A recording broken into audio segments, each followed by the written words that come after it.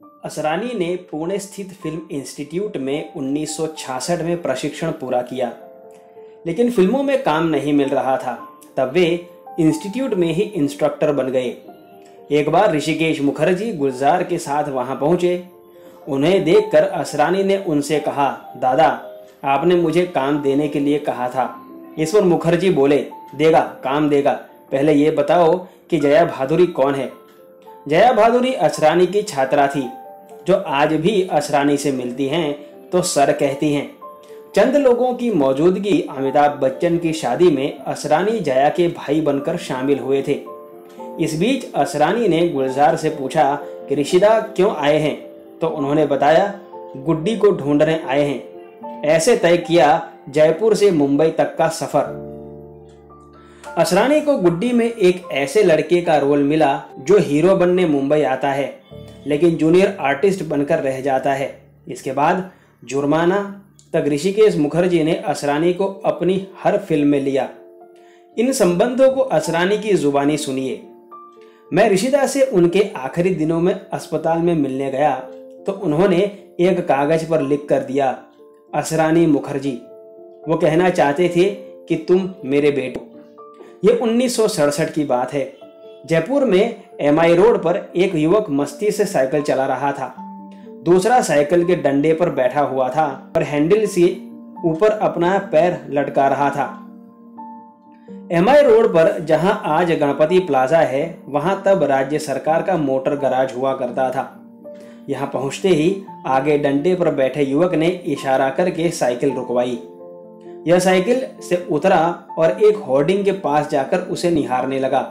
Cycle चला रहे युवक ने पास जाकर पूछा, ये क्या पागलपन है? उसने होर्डिंग की ओर इशारा करके कहा, इसे देख रहे हो? यह मेहरबान फिल्म का होर्डिंग था। होर्डिंग को एकटक देखे जा रहा युवक बोला, कभी मेरा भी ऐसा ही पोस्टर लगेगा। साइकिल चला रहे दोस्त ने कहा, हाँ, तेरा भी जल्द ही लगेगा, चिंता मत कर। ठीक इसी साल इसी होर्डिंग पर फिल्म हरे कांच की चूड़ियां का पोस्टर लगा था, जिसमें विश्वजीत, हेलन आदि के साथ ही एक कोने में असरानी की भी तस्वीर छपी थी। असरानी यानी जयपुर के गोवर्धन असरानी, जिन्होंने बाद में हिंदी फिल्मों में कॉमेडी किंग के रूप में बरसों तक राज किया। उन्हें बैठाकर उस दिन जो साइकिल चला रहा था, वह थे उनके बचपन के दोस्त मदन शर्मा, जो आकाशवाणी में प्रोग्राम एग्जीक्यूटिव के पद से अब सेवानिवृत्त हो चुके हैं। हरे कांच की चूड़ियां के साथ ही असरानी का फिल्मी सफर शुरू हुआ।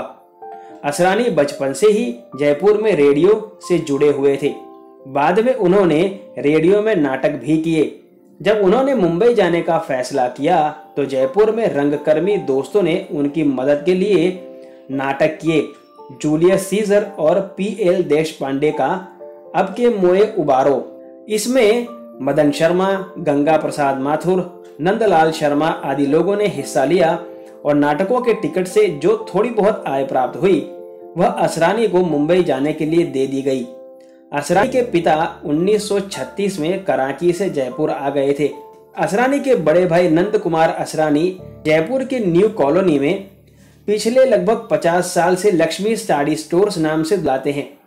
उन्होंने बताया कि उनके पिता पाकिस्तान से आने के बाद सबसे पहले MI रोड पर स्थित इंडियन आर्ट्स कारपेट फैक्ट्री में नौकरी की थी। जयपुर में 1 जनवरी 1941 को जन्मे असरानी की पढ़ाई जयपुर के सेंट जेवियर स्कूल और राजस्थान कॉलेज से।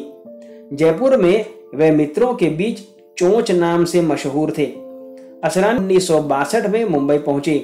उनकी 1963 में अचानक किशोर साहू और ऋषिकेश मुखर्जी से मुलाकात हुई तो उन्होंने पुणे में FTII से अभिनय का कोर्स करने की सलाह दी।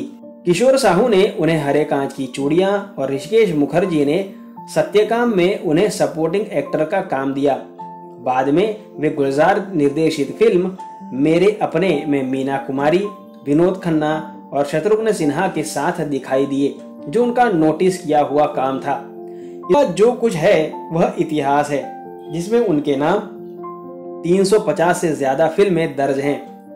उन्हें सर्वश्रेष्ठ कॉमेडियन के रूप में फिल्म बालिका वधू और आज की ताजा खबर के लिए फिल्म फेयर पुरस्कार भी मिले हैं। आज की ताजा खबर और नमक हराम में काम करते हुए उन्हें मंजू बंसल से इश्क हो गया, जिनसे उन्होंने बाद में शादी की। राजेश खन्ना उनके मित्र बन गए थे, जिनके साथ ही उन्होंने 25 फिल्मों में काम किया। असरानी ने फिल्म शोले में अपनी चर्चित भूमिका अंग्रेजों के जमाने के जेलर के लिए बड़ी तैयारी की थी। उन्हें सलीम जावेद ने एक पुस्तक ला कर दी, वर्ल्ड वॉर सेकंड, में अडोल्फ हिटलर की तस्वीरें थी। उन्हें वैसा ही लुक बनाने के लिए कहा गया। कॉस्ट्यूम दबाना और विग बनाने के लिए कबीर को बुलाया गया। पुणे के फिल्म इंस्टीट्यूट में हिटलर की रिकॉर्डेड आवाज थी, जो छात्रों को ट्रेनिंग देने के काम आती थी। इसमें हिटलर जिस अंदाज में कहता है, आई एम आयरन, ठीक उसी अंदाज में असरानी ने डायलॉग बोला, हम अंग्रेजों के जमाने के जेलर हैं। बाद में हा भी इसमें वैसे ही आता था। हिटलर अपनी आवाज के इस घुमाव से पूरे देश को हिप्नोटाइज कर देता था।